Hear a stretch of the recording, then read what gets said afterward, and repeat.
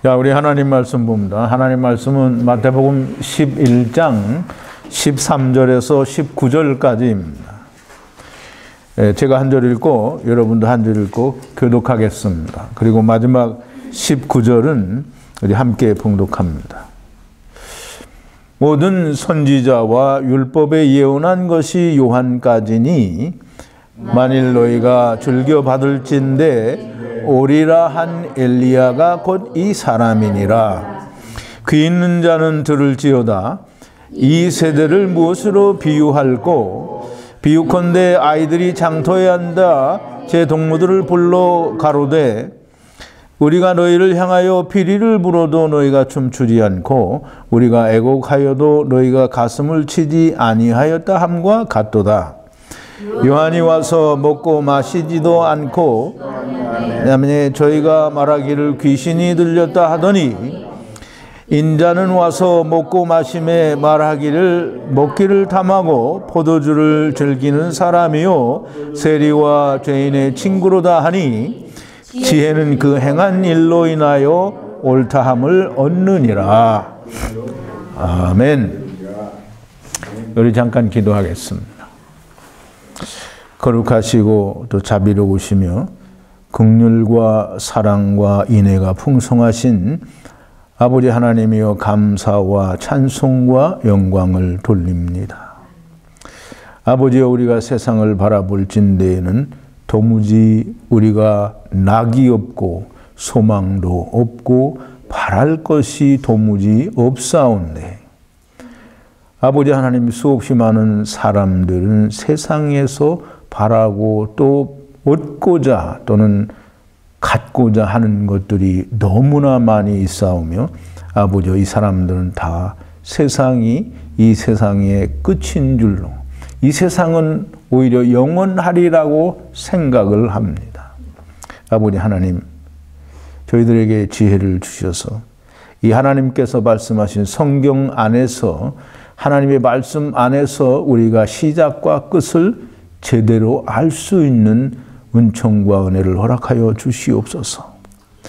처음과 끝이요 시작과 나중이며 알파와 오메가라고 하신 우리 주 예수 그리스도의 그 놀라우신 지혜가 하늘에 속한 지혜가 하나님께서 그리스도 안에서 이루신 그 모든 뜻이 우리에게 깨달아지게 하시고 세상 끝날에 관하여도 우리가 아버지여 알 수 있게 깨달을 수 있게 믿음이 있을 수 있게 하나님께서 역사하여 주시옵소서.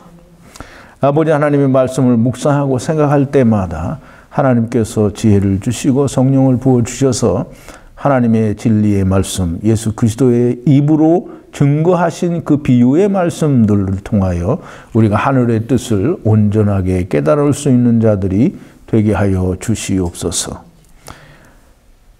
오늘 이 저녁에도 예수님께서 이스라엘의 장터 아이들의 놀이를 비유하여 세례 요한과 예수 그리스도에 오셔서 말씀하신 그 말씀들을 믿지 않는 이스라엘의 그 약한 세대를 풍자하시고 비유하신 그 말씀을 통하여 우리가 참 하나님의 뜻을 발견하고 깨닫고 또 믿고 또 그 말씀이 우리에게 생명이 되는 귀한 시간으로 인도하여 주시옵소서. 오늘 여기에 모인 로고스 교회 성도들이나 또 동영상을 통하여 하나님의 말씀을 듣기를 원하는 하나님을 사모하는 모든 사람들의 마음 가운데 그 심령 가운데 성령님과 하늘로부터 내는 지혜를 물 붓듯이 동일하게 다 부어주시기를 그래서 하나님의 말씀에 온전히 깨어지는 자들이 되게 하여 주시옵소서. 예수님의 이름으로 기도하옵나이다. 아멘. 이 장터 아이들의 비유 참 많이 들어왔고 또 근데 또 그렇게 유명하지는 않아요. 그래서 많은 사람들이 이 비유를 가지고 설교하기를 좀 꺼려합니다. 그래서 인터넷에도 찾아보면 그렇게 많은 사람들이 설교하지 않아요.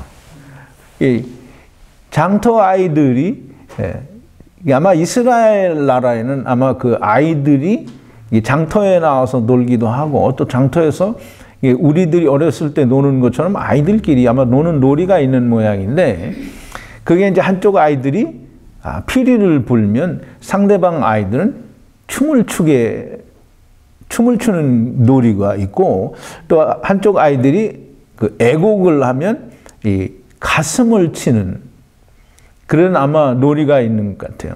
근데 이제 어린이들끼리 놀다 보면 항상 이 순례가 된 쪽과 순례가 아닌 쪽과 이게 의견 차이가 생기면 그 놀이가 그냥 깨져요. 근데 이제 여기 이스라엘 나라도 똑같아서 애들이 한쪽에서 막 피리를 부니까 애들이 따라서 피리를, 춤을 춰줘야 되는데 아마 춤을 안 추고, 또 이제 애곡을, 그게 놀이가 싫어서 그럼 이제 이 다른 걸 하자는가 보다라고 생각하고 애곡을 하면 이제 가슴을 치게 되는데, 애곡을 해도 가슴을 치지 않았다라는 거예요. 그러니까 이게 얼핏 보면은 뭘 해도 듣지 않는 거잖아요. 이제 이 비유는 사실 참 적당하게 해석하기도 어렵고, 정말 무슨 뜻으로 이야기하시는 건지 그 예수님 마음속의 의중을 읽기가 참 쉽지 않습니다. 근데 대부분의 그 비유를 가지고 설교하는 분들이 이 아이들이 피리를 불거나 애곡을 하는 것이 이제 교회가, 사람들이 다 교회에다 갖다 때려 맞추니까 이제 그게 참 문제긴 한데요. 교회가 복음을 전하는데 세상에 듣지 않는다는 식으로 해석을 해요. 근데 이제 제가 항상 하는 얘기잖아요. 이 비유를 하면서 더 많이 얘기를 하는데, 교회 다니는 사람들이 다 교회가 아니에요. 그럼 이제 여기서 이 아이들은 누구를 말하는지 그걸 아는 게 굉장히 중요해요. 그래서 아이들은 다 한 그룹의 아이들이지만 피리를 부는 아이들과 물론 애곡을 하는 아이들이 같은 아이일 수 있어요. 그런데 예수님의 비유에서는 이 피리를 부는 사람과 또는 애곡을 하는 사람이 분명히 달라요. 왜 그러냐면 그 뒤에 설명을 그렇게 하시기 때문이에요. 그래서 우리가 이제 자칫 잘못해서 많은 사람들이 생각하는 대로 교회가 하나님의 말씀을 전하는데 세상에 듣지 않는다라는 그런 식으로 해석을 하면 예수님께서 말씀하신 것을 하나도 건지지 못하는 거예요. 그래서 사람들이 하나님의 말씀이 전해지고 들려지면 반응을 해야 된다고 하는데, 물론 반응을 해야 되는 게 틀렸다라는 말은 아니에요. 그런데 지금 예수님이 반응해야 된다라는 그 말씀을 하시는 게 아니에요. 예수님께서는 이 아이들이 피리를 부는 아이와 또는 그 애곡을 하는 아이들이 그렇게 피리를 불고 애곡을 하는데, 그 피리를 부은 아이들의 의도를 듣는 사람이 무슨 뜻인지 모르고, 또 애곡을 해도 듣는 아이들이 무슨 뜻인지 몰랐다라는 얘기를 지금 설명하려고 하는 거예요.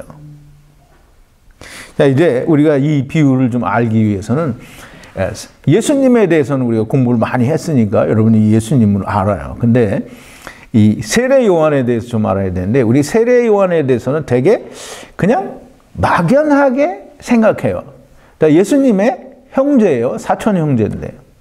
이종 사촌인가 그럴 거예요. 근데 확실치는 않은데 지금 먼저 어떤 분이 요한이 그냥 사도 요한이 이종 사촌 동생이라고 하니까 세례 요한이 이종 사촌 동생이라고 하는데, 세례 요한도 동생이고 사도 요한도 동생이에요. 근데 이제 세례 요한은 그 사도 요한과 같이 그 이모의 아들이 이종 사촌이 아니라 먼 사촌이에요. 친척이에요, 친척.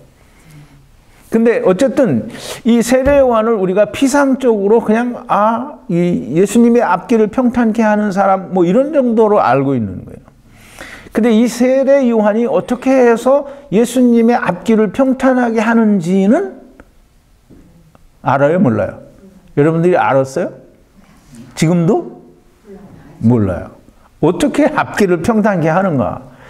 그게 우리가 생각할 때 많은 사람들이 그렇게 얘기하겠죠. 광야에 외치는 소리로 예수님 앞에 먼저 와서 예수님이 오신다라고 선포했다는 거예요.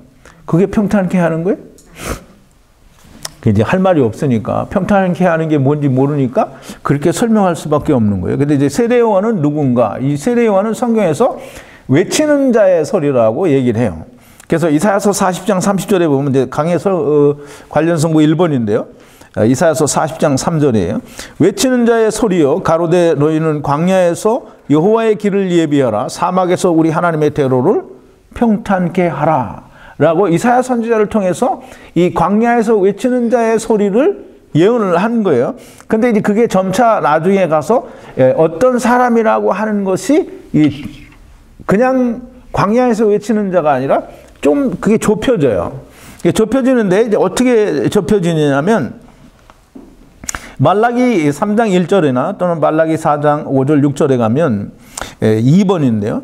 만군의 여호와가 이르노라 보라 내가 내 사자를 보내리니 그가 내 앞에서 길을 예비할 것이요 또 너희의 구하는 바 주가 호련히 그 전에 임하리니 곧 너희의 사모하는 언약의 사자가 임할 것이라. 근데 이제 그 4장 5절 6절에 보면요. 3번인데요. 보라 여호와의 크고 두려운 날이 이르기 전에 내가 선지 엘리야를 너희에게 보내리니 그가 아비의 마음을 자녀에게로 돌이키게 하고 자녀들의 마음을 그들의 아비에게로 돌이키게 하리라. 돌이키지 아니하면 두렵건대 내가 와서 저주로 저주가 아니라 저주죠. 저주로 그 땅을 칠까 하노라 하시니라 그랬어요. 그럼 이제 이 성경에서 보면 제자들도 그러고 이 유대인들도 바리새인들과 서기관들도 그걸 알았어요. 그리스도가 오기 전에는 반드시 먼저 와야 될 사람이 있어요. 즉 다시 말해서 여호와 하나님, 즉 예수 그리스도께서 이게 여기서도 나오죠. 여호와 하나님이 그리스도예요. 이 여호와 하나님께서 오시기 전에 그 앞에서 그 길을 평탄케 하라는 거예요. 여호와의 길을 예비하는 자가 이제 그 선지 엘리야. 그러니까 엘리야는 이미 오래전 사람인데 이제 그 앞에 보내지는 사자가 선지자 엘리야의 마음을 가지고 오기 때문에 엘리야라고 하는 거예요. 그래서 이 유대인들이 다 알아요. 그리스도가 오기 전에는 반드시 엘리야가 먼저 온다라는 사실을 알아요. 근데 그 엘리야가 세례 요한이라 이 말이에요. 근데 이제 그 왜 엘리야가 세례 요한인지 사람들이 물론 아는 분도 있겠죠. 근데 참 사람들이 그걸 몰라요. 왜 세례 요한이 엘리야인지. 근데 하나님은 이 세례 요한이 엘리야라는 것을 나타내기 위해서 여러 가지를 세례 요한이 했어요. 세례 요한은 이제 자기 스스로 내가 외치는 자의 소리다라는 것을 자기가 알아서 다 이야기하는 게 아니고 하나님께서 성령으로 말씀해 주시고 가르쳐 주시니까 그 엘리야와 같은 행색을 하고 그런 외침을 외친 거예요. 엘리야의 심령을 가지고 외쳤다 이 말이에요. 근데 엘리야의 모습을 나타내는 것을 우리가 볼 수 있는데 그 좀 설명이 긴데요.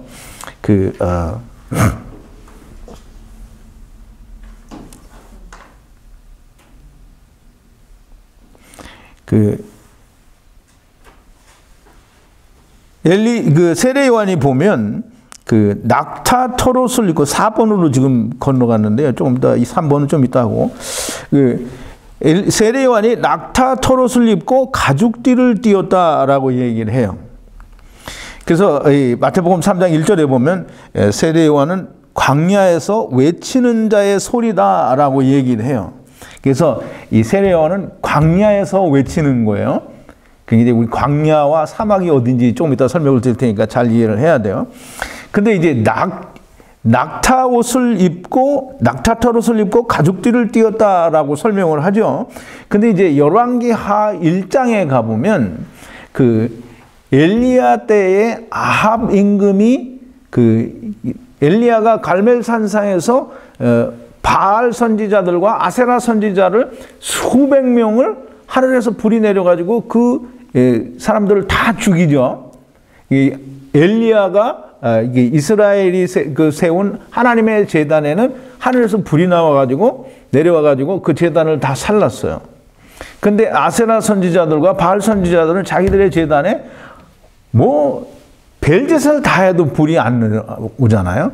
근데 이제 결국은 하나님이 불을 내리시고 엘리야가 그 선지자들을 다 몰살시켰어요.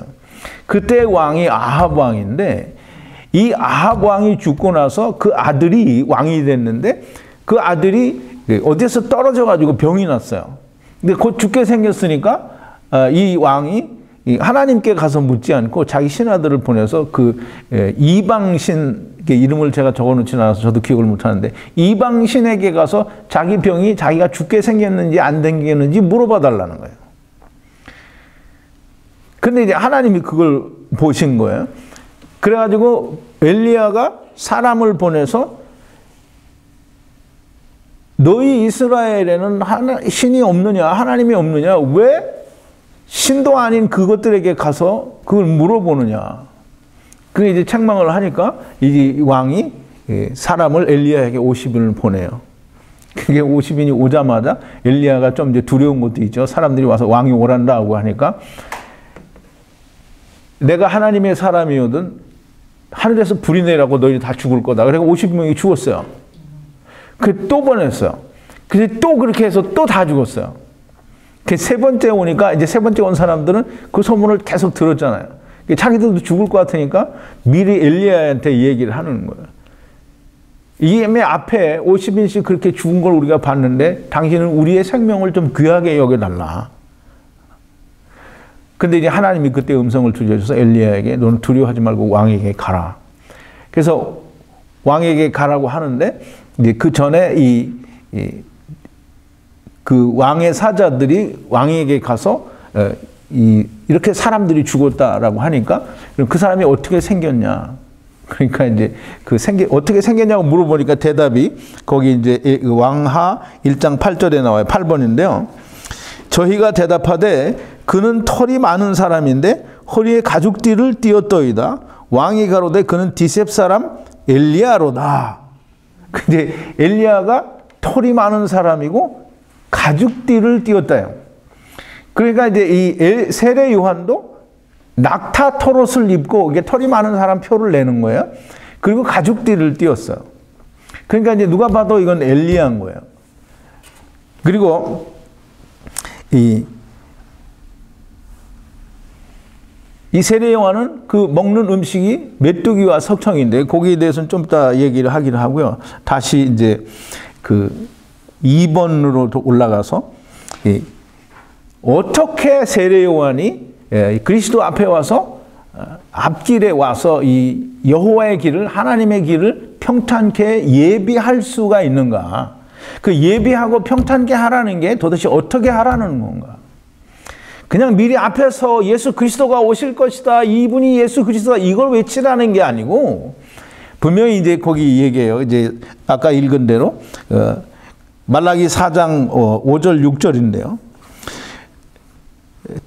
크고 두려운 날이 이르기 전에 내가 선지 엘리야를 너에게 보내리니 그가 아비의 마음을 자녀에게로 돌이키게 하고 자녀들의 마음을 그들의 아비에게로 돌이키게 하리라. 돌이키지 아니하면 두렵건대 내가 와서 저주로 그 땅을 칠까 하노라 하시니라 그랬어요.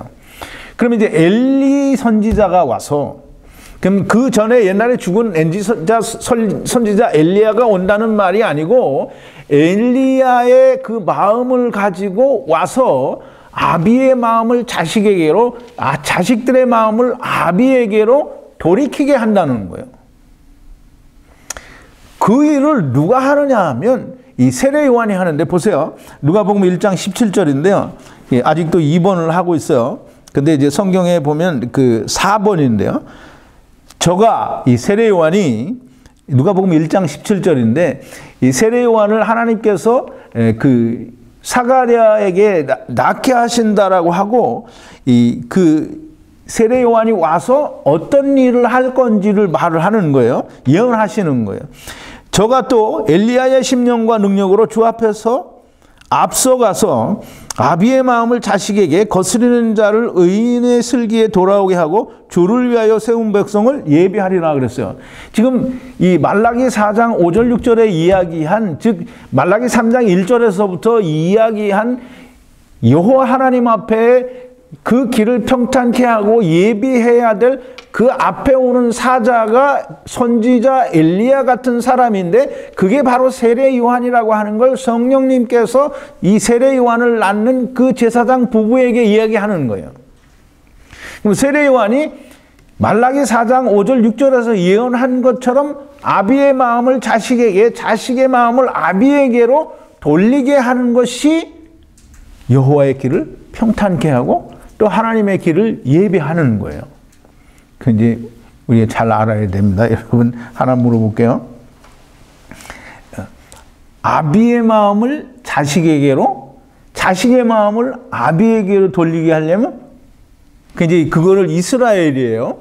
이스라엘은 하나님이 택한 백성이잖아요. 그냥 하나님의 자식이에요. 그럼 하나님께서 이스라엘에게 마음을 두시고 또 이스라엘은 하나님께로 마음을 두려고 하면 어떻게 해야 돼요?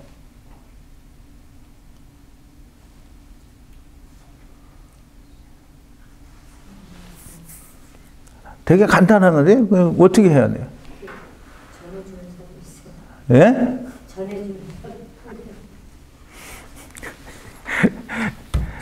그러니까 자식들이, 그러니까 하나님이 그 자식을 돌아보려고 하면 그 자식이 이제 떠난 자식이잖아요. 그러니까 그 자식을 돌아보려고 하면 그건 내 새끼가 돼야 될 거 아니에요.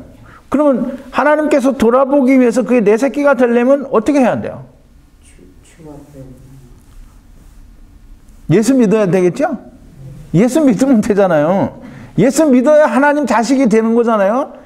또 자식들이 하나님께로 돌아오려 하면 어떻게 해야 돌아가요? 이스라엘이 하나님께로 돌아가려고 하면 어떻게 하면 돌아가요? 예수 믿으면 돌아가는 거죠? 그러니까 세례 요한이 와서 그 얘기하는 거예요. 예수 그리스도께서 곧 오시고 심판의 날이 가까웠으니까 회개하라. 회개에 합당한 열매를 맺으라. 그러니까 이스라엘 보고 뭐냐면 이제 하나님께서 너희에게 주신 율법은, 율법과 선지자는 언제까지다? 요한의 때까지다. 그러니까 요한은 이제 지금 그거 아는 거예요. 이제 그러니까 너희가 회개하라. 니네들 율법으로 그냥 의롭게 된다고 네가 지금 의롭다고 하는데 진노의 심판이, 하나님의 진노가 지금 임박했으니까 너희는 회개하라. 그리고 그 회개에 합당한 열매를 맺으라. 그게 아버지를 자식에게 돌아보게 하고 자식들이 아버지를 돌아보게 하는 거예요. 그게 평탄케 하고 그 길을 예비하는 거예요. 그거 하러 왔어요. 그래서 회개하라. 회개에 합당한 열매를 맺으라는 거예요. 그러니까 회개하라. 니네가 지금까지 율법으로 열심히 하던 그걸 다 포기하고 돌아서서 아무것도 하지 말고 있으라. 그러면 그게 회개에 합당한 열매요. 아무것도 안 하고 있으면 누가 온다고요? 예수 그리스도를 만나게 되는 거예요. 그러면 회개에 합당한 열매를 맺으면 하나님께로 돌아갈 길이 보이는 거예요. 하나님 예수님이 오시니까. 그리고 예수님이 오신 게 보이는 거예요. 근데 회개에 합당한 열매를 맺지 않고 여전히 자기가 자기를 의롭다고 하니까 예수님이 안 보이는 거예요. 그래서 이제 보세요. 그 말라기 4장 6절에 보면 그들의 그 자녀들의 마음을 그들의 아비에게로 돌이키게 하리라. 돌이키지 아니하면 두렵건대 내가 와서 저주로 그 땅을 칠까 하노라 하시니라 그랬어요. 돌이키지 않으면 어떻게 한다고요? 그 이스라엘이 어떻게 됐어요? 저주 망했어요. 저주 받았죠. 이게 예수님이 어떻게 했어요?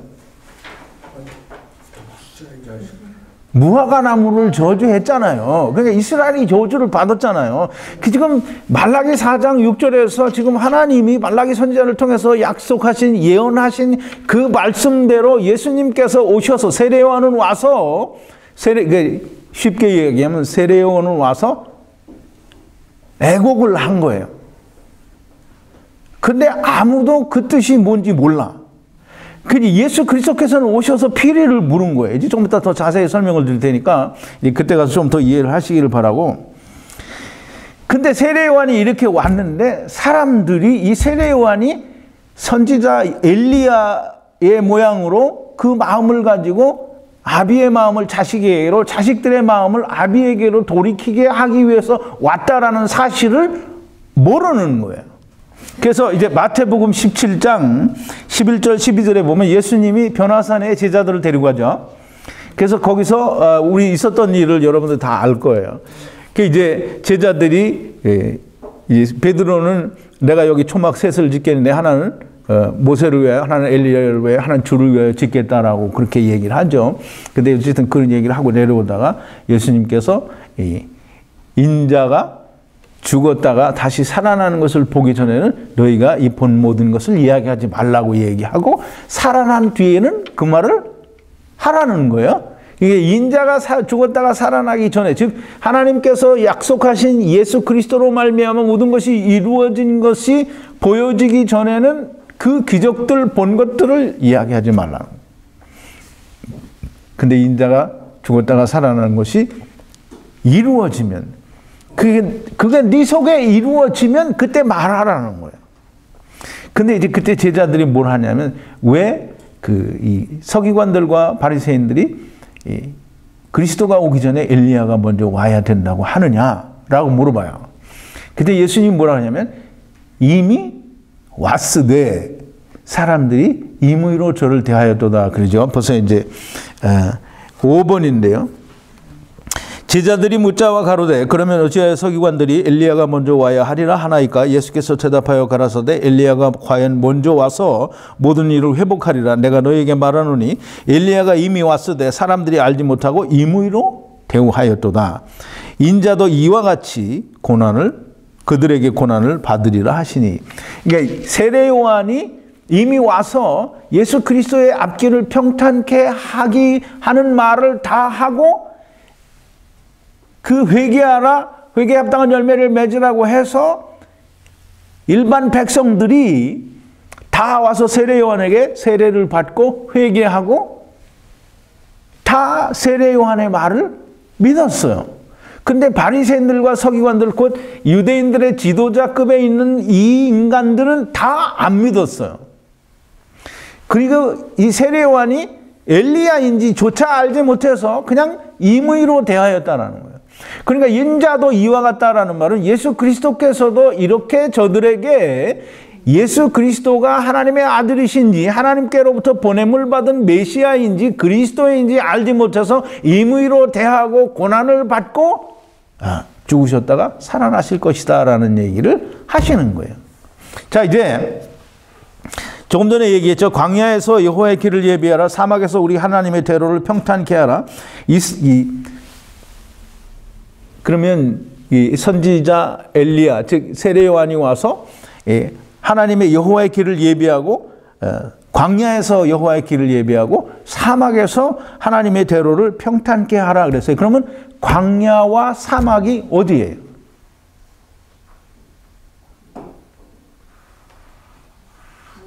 세상. 아니 이제 여기 성경 안에서 지금 광야에 가서 하나님의 여호와의 길을 예비하고 사막에 가서 하나님의 길을 평탄케 하라. 그러면 광야와 사막이 어디예요? 근데 세례 요한이 어디서 외치는 자예요? 이스라엘. 광야죠. 그러니까 그 광야와 사막이 어디냐면 이스라엘. 그러면 이제 그걸 확대해서 이스라엘은 작은 세상이라고 했죠. 그러면 이 세례 요한의 그 외침이, 광야에서 외치는 자의 소리가 꼭 이스라엘뿐만 아니라 세상을 향해서도 외치는 자의 소리로 우리가 확대 해석을 할 수가 있는 거예요. 자, 이제 조금 전에 말씀을 드린 대로 아버지의 마음을 자식에게로, 자식들의 마음을 아버지에게로 돌리는 일을 세례 요한이 했는데 어떻게 했느냐 하면, 회개하라. 니네들이 하던 거 다 포기하고 거기서 멈추라. 거기서 폭 자빠져서 아무것도 하지 말고 너희는 기다리라는 거예요. 죄인인 걸 깨닫고 너희는 거기서 모든 걸 포기하라는 거예요. 그러면 그게 회개에 합당한 열매고, 회개에 합당한 열매를 맺으면 곧 누가 와요? 예수 그리스도가. 그 예수 그리스도께서는 이미 죄인들을 만나주고 계시고 있기 때문에 이미 회개하고 자기들이 죄인인 걸 깨달은 사람들에게는 무조건 예수 그리스도가 온다고 하는 걸 보여주시는 거예요. 그래서 예수 그리스도를 만나지 못한 사람은 다 자기가 자기를 의롭게 하는 자들은 어느 시대에 살든 누구라도 예수님을 만난 게 아닌 거예요. 내가 뭘 한다라는 그런 생각을 가진 사람은 예수 그리스도와 전혀 상관이 없는 사람들인 거예요.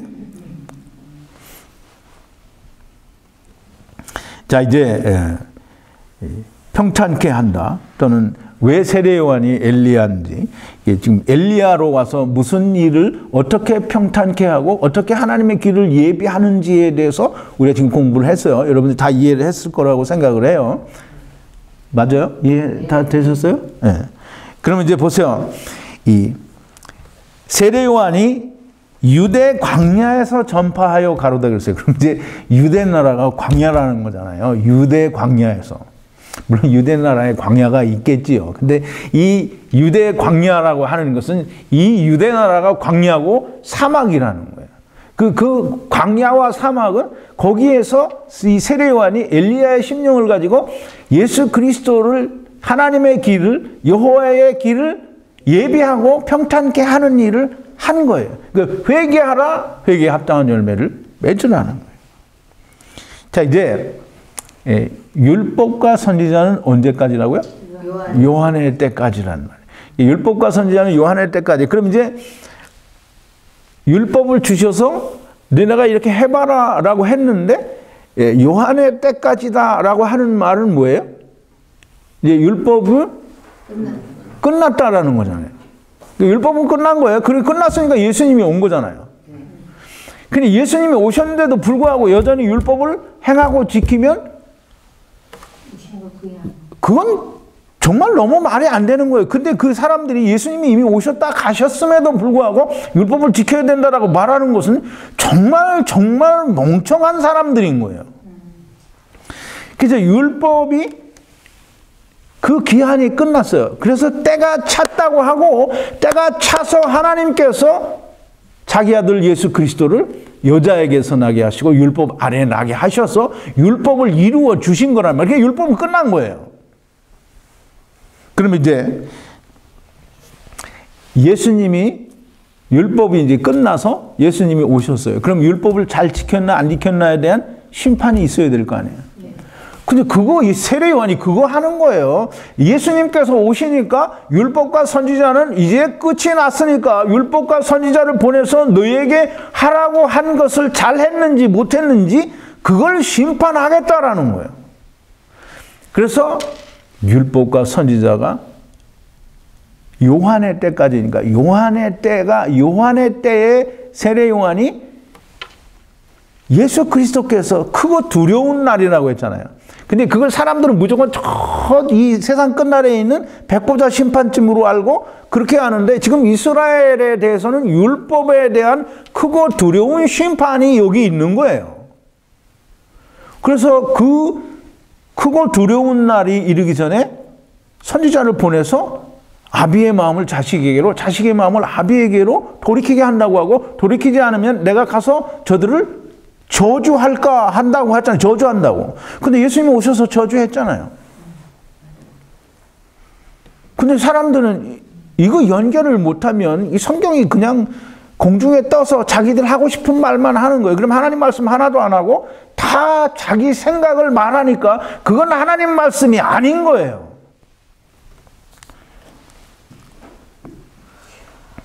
그러면 이제 이 세례 요한은 뭘 얘기하는 거냐면 이스라엘이 너희는 이제 다 됐다. 근데 이제 지금 심판이 예수 그리스도가 오셔서 너희들이 회개에 합당한 열매를 맺지 못하면 너희는 뭐라 써요? 내가 프린트를 했나? 그 프린트를 안 했나 본데. 나무 뿌리에 이미 도끼 자루가 놓여 있으니 열매를 맺지 못한 것들은 다 찍어서 불에 던지우리라 그랬잖아요. 지금 세례 요한이 예수님이 오셔서 너희를 저주할까 한다라고 얘기를 하는 거예요. 그러니까 회개하고 빨리 회개에 합당한 열매를 맺으라는 거예요. 그래서 세례를 받으라는 건데 근데 바리새인들은 안 오잖아요. 그냥 일반 다른 백성들은 와서 믿었어요. 자기들이 말하는 죄인들이라고 말하는 사람들은 다 와서 믿고 세례를 받았다는 말이에요. 이제 보세요. 세례 요한이 왜 메뚜기와 석청을 먹는? 우리 지금 그 금식 신랑을 빼앗기는 날 그때 금식하라라는 공부를 했잖아요. 그죠? 얼마 전에. 금식을 왜 한다고 했죠? 금식을 왜 한다고 했어요? 생각 빨리빨리 해봐요.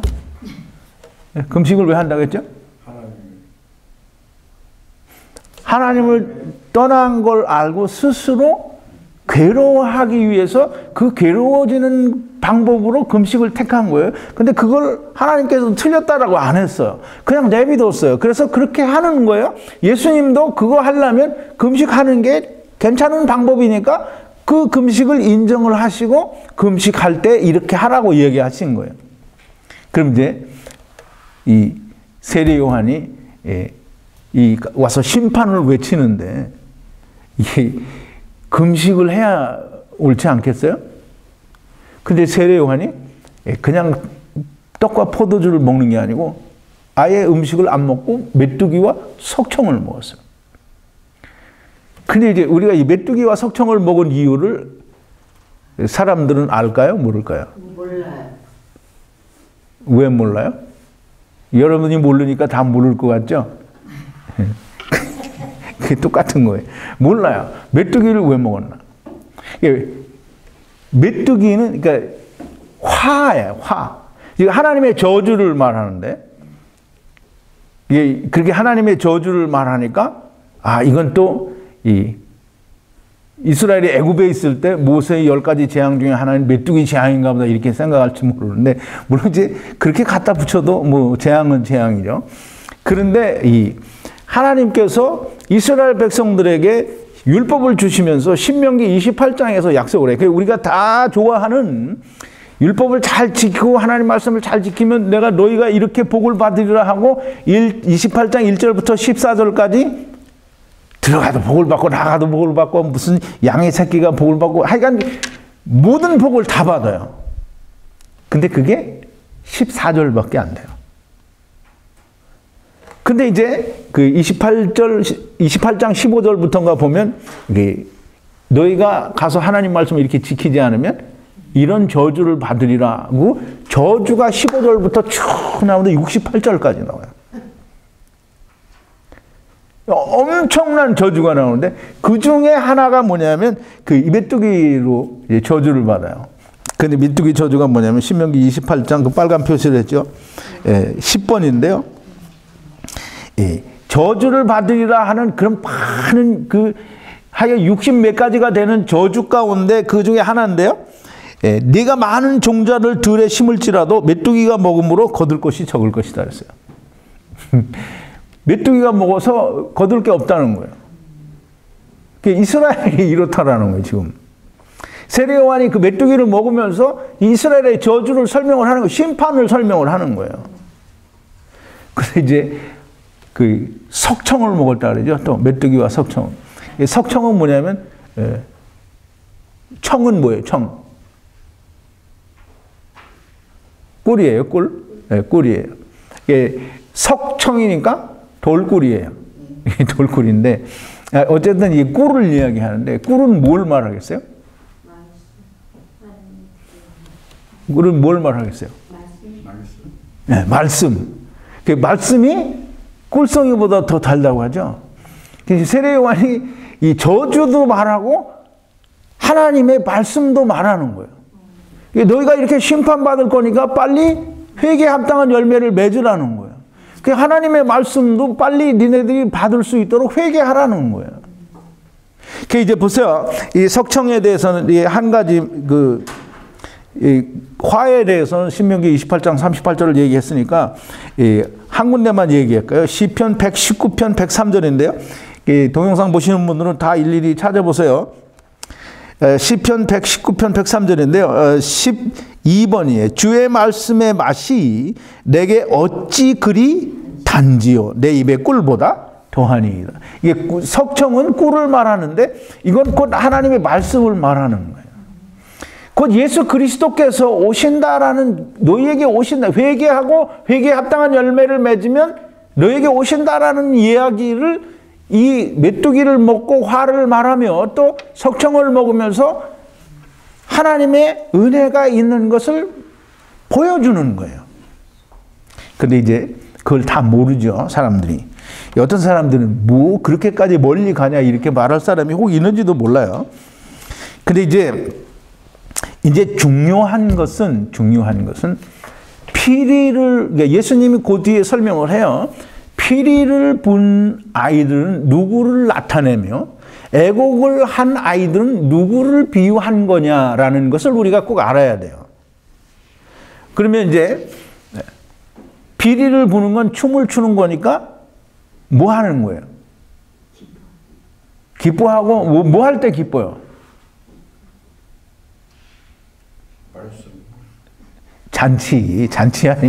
잔치하니까 기쁘잖아요. 그게 무슨 잔치? 성경에는 잔치하면 꼭 무슨 잔치? 혼인 잔치. 그러니까 이제 예수님이 오셨으니까 어디에 온 거예요? 혼인집은 이제 하나님 나라에 가서 혼인 잔치를 하니까 지금 신부 집에 신부 데리러 와서 지금 잔치하는 거예요. 그 예수님이 지금 왔잖아요. 그러니까 피리를 불어야 되는 거예요. 그래서 이 예수 그리스도가 오셔서 내가 너희에게 포도주를 주고 너희를 신부 삼기 위해서 왔다고 그렇게 이제 신랑이 와서 잔치를 하는데 이스라엘 사람들은 신랑이 왔는지 쪘는지 몰라요. 그러니까 임의로 대했다고 했죠. 세례요한이 엘리야 선지자의 마음을 가지고 하나님 앞에 먼저 온 외치는 자의 소리요 하나님의 사자임에도 불구하고 사람들이 임의로 대하고 그를 무시해버린 거예요. 예수님도 똑같이요. 이스라엘 백성들이 피리를 불고, 즉 다시 말해서 하나님의 나라로부터 포도주도 주고 신부 삼기 위해서 왔는데 율법은 포도주가 아니에요. 포도주 주기 위해서 왔는데 이스라엘이 모른다는 거예요. 세례요한은 저주를, 즉 심판이 왔으니까 어떻게 해야 돼요? 뭐 회개해야 됩니다 이렇게 말하지 말고 심판이 왔으니까 어떻게 해야 돼? 크고 두려운 날 이게 심판이 왔어요. 그럼 어떻게 해야 돼요? 이제 오늘 비유가 있잖아요. 예수님은 피리 불어서 잔치를 알리고 이 세례요한은 심판을 알려서 애곡을 하게 하는 거예요. 근데 애곡을 하는데 그러면 심판이 왔다라는 얘기인데 그걸 못 알아쳐먹고 임의로 대했다라고 하는 거잖아요. 그러니까 세례요한이 애곡을 해도 이스라엘이 못 알아쳐먹고 예수님께서 피리를 불어도 이스라엘이 못 알아쳐먹고 결국은 예수 그리스도를 십자가에 못 박은 인간들이 된 거예요. 자, 이제 이 세대가 이스라엘이 이렇다는 거예요. 그럼 이스라엘이 그러면 곧 세상이 그렇다라는 거예요. 오늘날도 똑같죠. 심판이 왔고 예수 그리스도가 왔다는데도 두 개 다 몰라요.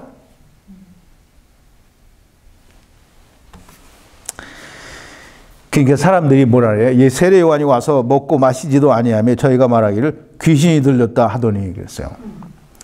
먹고 마시지도 않는다. 이 금식을 말하죠. 또 하나님을 떠나서 괴롭다라는 건데 우리가 다 하나님을 떠난 죄인이니까 회개해야 된다라는 거예요. 또 이게 메뚜기와 석청을 먹은 거를 지금 이 성경에서는 메뚜기와 석청을 먹었다고 먹은 거를 얘기하지만 그러나 사실상은 세례 요한은 먹지도 않고 마시지도 않았다라고 예수님이 얘기하는 거예요. 그건 곧 뭐냐면 하나님을 떠난 걸 알고 괴로워하고 우리가 다 하나님을 떠났다라는 걸 외치고 있다라는 거예요. 먹지도 않고 마시지도 않는 세례 요한이 메뚜기와 석청을 먹은 이유를 이제 우리가 아까 좀 설명을 드렸으니까 여러분들이 꼭 그걸 기억을 하고 이해를 해야 돼요. 심판을 선포하니까 자기들은 다 의로운데, 즉 다시 말해서 애곡을 하니까 무슨 소리야? 우리는 다 의로운 사람들인데 무슨 애곡을 하고 자빠졌냐? 무슨 개소리를 하고 있냐? 이렇게 너희는 그래, 너 세례요한은 너 귀신 들린 자다라고 그렇게 얘기를 하는 거예요. 못 알아쳐먹는 걸 얘기를 하는 거예요. 참 못 알아먹는다고 얘기하기가 너무 어려워서 쳐먹는다라고 얘기를 하는 거예요. 못 알아쳐먹는 거예요. 인자가 와서 먹고 마심에 예수 그리스도는 하나님이시죠. 하나님이 자기 색시 데리고 왔는데 먹지도 않고 괴로워할 이유는 없는 거예요. 그러니까 예수님은 먹고 마시고 또 사람들과 같이 이 신부 삼기 위해서 사람들에게 이제 이 포도주 주러 왔다라는 것을 이야기하잖아요. 그런데 예수님을 먹고 마시고 포도주나 즐기는 인간이요 새 죄인들과 친구라라고 얘기를 하는 거예요. 자기들의 생각과는 너무 맞지 않는 거예요. 그래서 세례 요한도 임의로 대하고 예수 그리스도에 대해서도 임의로 대하는 거예요. 자, 이제 이스라엘의 장터 아이들. 오늘을 우리의 어렸을 때든지 언제든지 똑같아요. 물론 지금은 아이들끼리 모여서 놀이를 하는 문화가 없으니까 미국이나 한국이나 물론 이제 아주 좀 이렇게 아직 그 인터넷이나 아니면 이런 디지털 시대가 아주 가까이 오지 않은 그런 나라들에서는 아직도 사람들이 애들끼리 열심히 같이 모여서 놀고 놀이를 할 거예요. 근데 이 아이들이 놀이를 할 때 이쪽과 이쪽 상대방이 생각이 맞지 않으면 이제 다른 말로 하면 이제 한쪽의 편이 이제 이쪽에서 하는 것과 수가 틀려요. 그럼 이제 숫자 수가 아니고 자기 생각하는 그 생각이 서로 틀려요. 그러면 놀이가 깨져요. 다시 말해서 세례 요한이 외치는데 이건 자기들의 생각과 뭔가 틀리는 거예요. 세례 요한은 심판이 가까웠고 우리가 죄인이니까 회개하고 우리가 회개에 합당한 열매를 맺어야 된다라고 말하는데 바리새인들은 뭐냐면 뭔 소리야? 우리는 죄인이 아니야. 우리는 다 의인인데 너 무슨 헛소리를 하고 자빠졌냐라고 하니까 이게 수가 틀린 거예요. 그러니까 어떻게 놀이가 깨지는 거예요? 예수님께서 오셔서 하나님 나라의 일을 말하니까 이스라엘은 제자들이 그렇잖아요. 사도행전 1장 6절에 보면 예수님께서 너희는 이제 승천하시면서 얘기하시면 너희는 아버지께로부터 오실 약속하신 성령이 오시기까지 예루살렘을 떠나지 말고 기다리라 그래요. 그랬더니 제자들이 대뜸 그 말을 물어갖고 이 날이 예수 그리스도께서 이스라엘을 회복하는 날인가 보다. 그리고 물어보죠. 그때가 이스라엘 나라를 회복하는 때입니까? 라고 물어봐요. 그랬더니 예수님이 뭐라 해요? 때와 기한은 아버지께서 자기의 권한에 두셨으니 너희는 성령을 받고 성령이 오시면 성령을 받고 온 유대와 사마리아와 땅끝까지 이르러 내 증인이 되라. 그러니까 제자들까지도 예수님이 죽었다 살아나셔서 승천하시기 전까지도 하나님의 나라는 세상에서 이루어지는 줄로 알고 있었던 거예요. 그러니까 이스라엘 사람들은 예수님이 와서 하나님 나라에 가고 또 하나님 나라에 대해서 말을 하니까 자기들의 생각과는 맞지가 않는 거예요. 그러니까 예수님이 살아나셔서 이스라엘의 왕이 돼야 되는데 죽었다 살아나가지고 가니까 이게 너무 안 맞잖아요.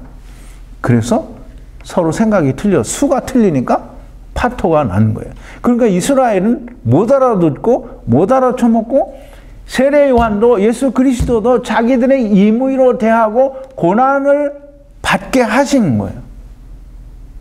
받으시게 한 거죠. 세례 요한은 심판을 외치고 또 예수님께서는 하나님 나라의 일을 얘기하시고 너희는 하나님 나라에 가기 위해서 내가 주는 포도주를 먹고 마셔야 된다. 일인자의 살과 피를 먹고 마셔야 된다라고 말씀을 하시는데 못 알아먹는 거예요. 그래서 예수님께서 장터 아이들의 비유를 들어서 이야기를 하시는 거예요. 세례 요한이 와서 심판을 말해도 너희가 모르고 율법이 끝났다고 하고 율법에 대해서 너희가 지키지 못했으니까 율법에 대한 심판을 받기 전에 너희가 회개하라라고 말씀을 하는데 세례 요한의 말을 못 알아듣고 또 예수님께서는 너희가 그렇게 회개를 하면 내가 너희에게 포도주를 주리라 인자의 살과 피를 주리라라고 그렇게 하기 위해서 오셨는데도 불구하고 그래서 피리를 부는데도 못 알아먹는 거예요. 그걸 얘기하는 거예요. 근데 예수님께서는 세례 요한도 외치고 예수님께서도 하나님 나라의 일을 말씀하셔도 유대인들은 미동도 하지 않고 자기들이 원하는 것만을 생각하고 결국은 예수님을 십자가에 못 박게 되죠. 그런데 이제 십자가에 못 박기 전에 예수님께서 이스라엘을 조금 전에 우리가 처음에 얘기했던 대로 말라기 4장 6절에 있는 대로 아비의 마음을 자식에게로 자식의 마음을 아비에게로 돌리게 하는데 돌이키지 않으면 내가 가서 저희를 어떻게 한다고요? 저주를 한다고 했잖아요. 그럼 예수님께서 이스라엘의 저주를 하셨어요. 무화과나무를 저주한 게 이스라엘을 저주한 거예요. 어떻게 영원토록 열매를 맺지 못한다는 거예요.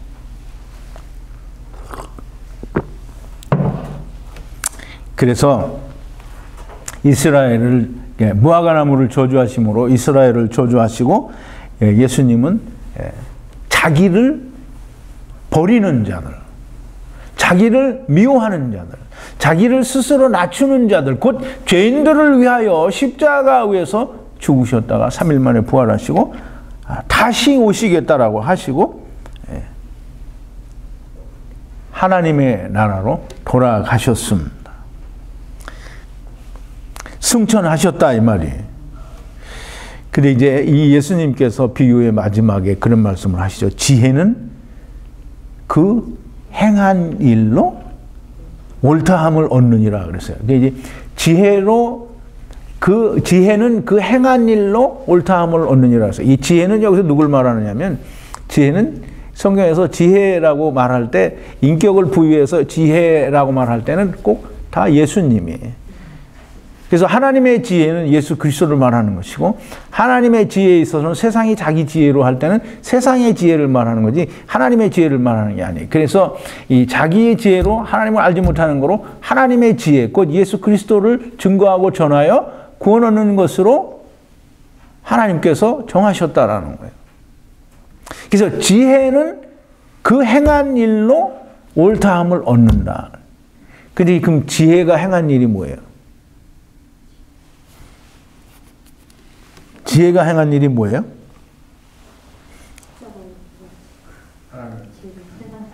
사람의 모든 죄와 회방, 세상 죄를 다 지고 가신 게 그 지혜가 한 일이에요.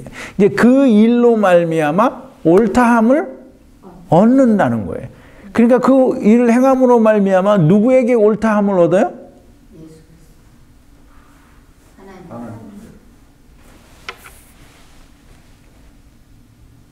그 일을 믿는 자들에게.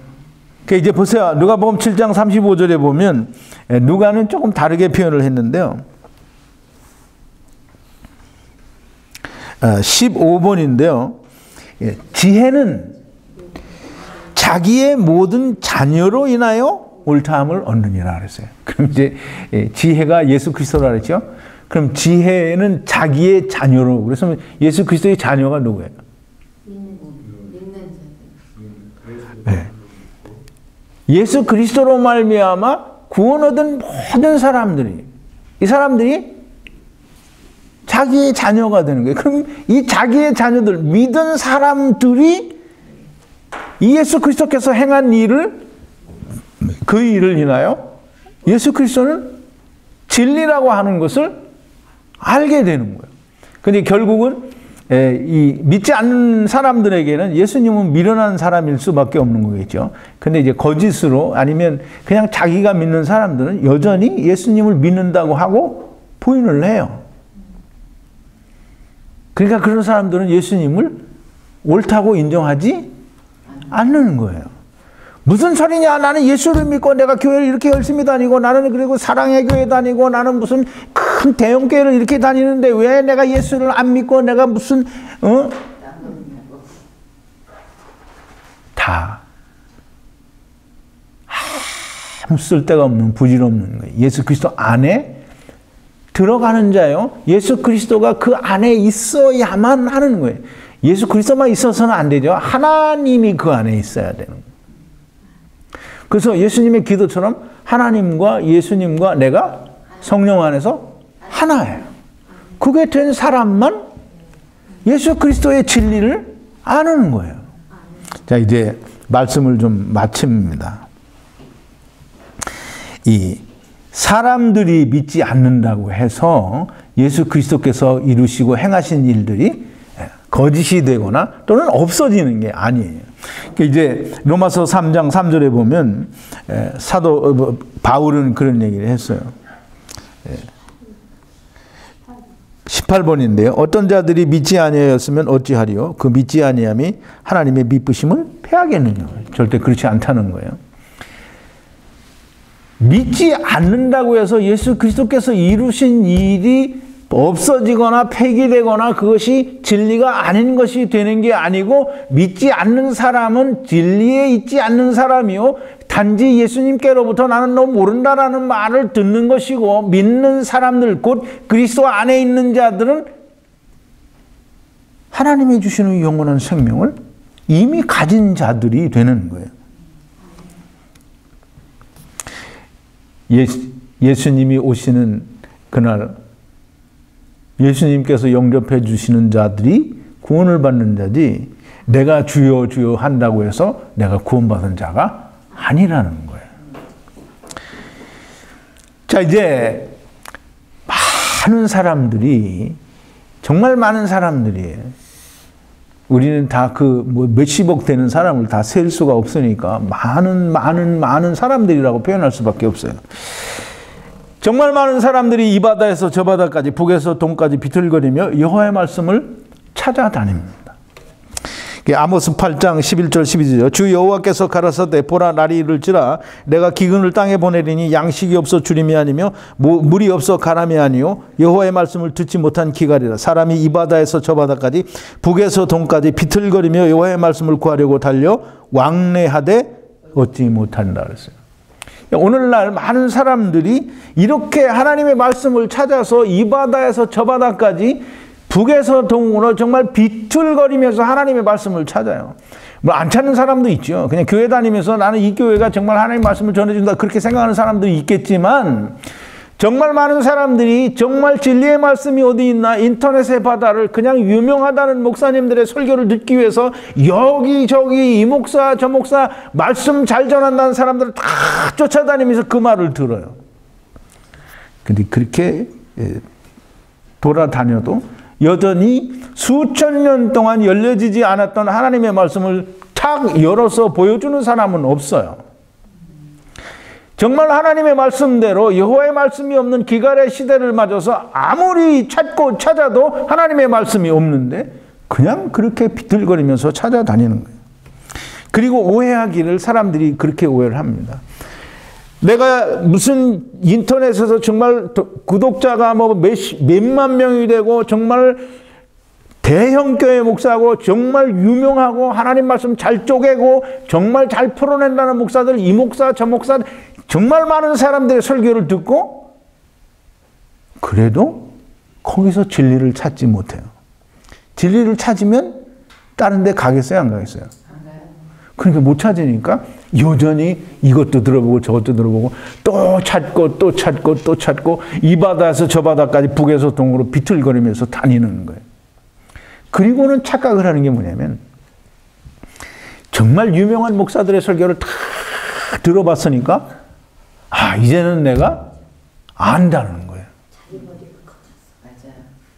이제는 내가 내가 그 목사님들 이름을 다 댈 수는 없지만 정말 유명한 목사 인터넷에서 다 정말 말씀 잘 전한다라고 많은 댓글에서 이 사람은 참 목사다 진리다 뭐 이렇게 말하는 사람들의 얘기를 여전히 들으면서도 결국은 또 다른 데로 가요.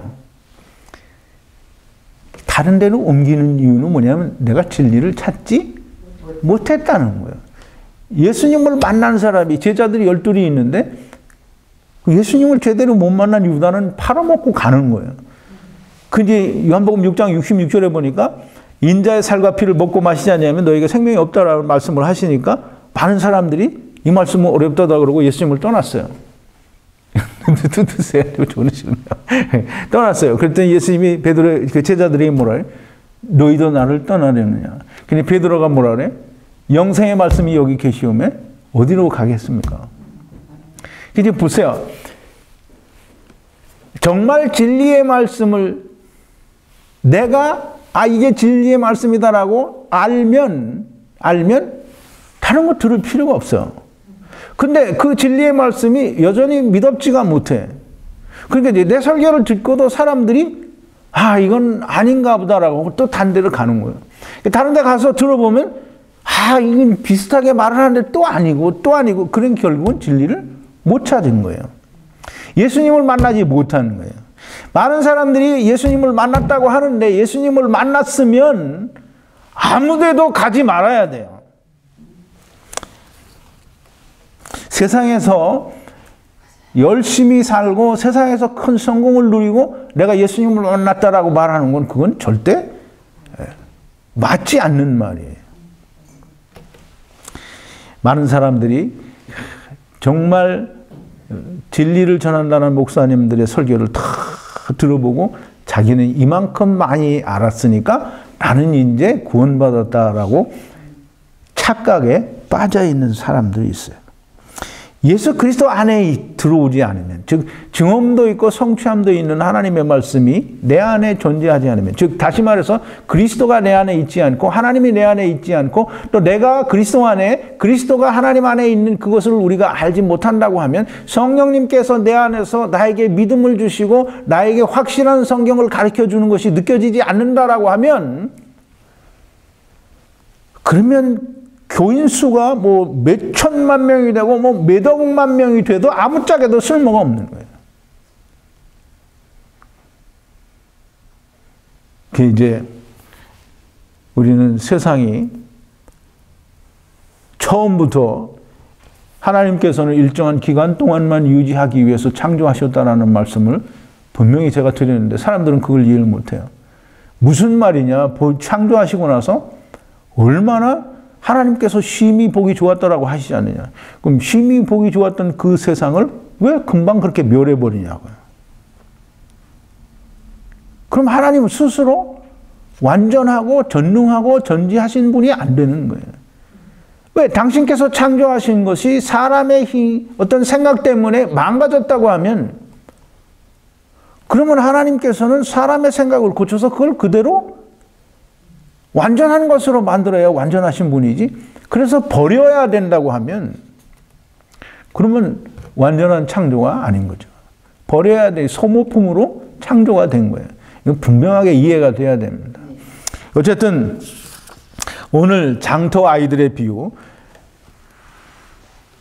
우리가 피리를 불어도 너희가 춤추지 않았고 우리가 애곡을 하여도 너희가 가슴을 치지 않았다라는 이 장터 아이들의 비유를 예수님께서 이런 의도를 가지고 제자들과 서기관들과 바리새인들에게 가르쳐 주시고 말씀을 비유로 하시는 거예요. 반드시 여러분들에게 꼭 이해가 되고 믿어지고 여러분의 가슴 속에 영혼 깊은 곳에 새겨지는 은혜가 있게 되기를 바랍니다. 기도하시겠습니다. 거룩하신 여호와 아버지 하나님, 감사와 찬송과 영광을 돌립니다. 오늘도 우리가 주님께서 장터 아이들의 비유를 통하여 세례 요한과 예수님께서 말씀하신 이 세상에 오신 이유에 대해서 설명하셨음에도 불구하고 아무도 믿지 않고 듣지 않는 것이 이스라엘이요 또 이 세대라고 하신 그 말씀을 우리가 묵상해 보았습니다. 하나님, 우리에게 지혜를 주시고 또 하나님의 성령을 물붓듯이 부어주셔서 이 말씀들이 깊이 깨달아지고 새겨지고 또 아버지여 우리의 삶이 되게 하여 주셔서 아버지 하나님이여 참으로 영생의 빛이 되게 하시고 다른 사람들에게도 우리가 이 복음을 나눌 수 있는 자들이 되게 하여 주시옵소서. 예수님의 이름으로 기도하옵나이다. 아멘.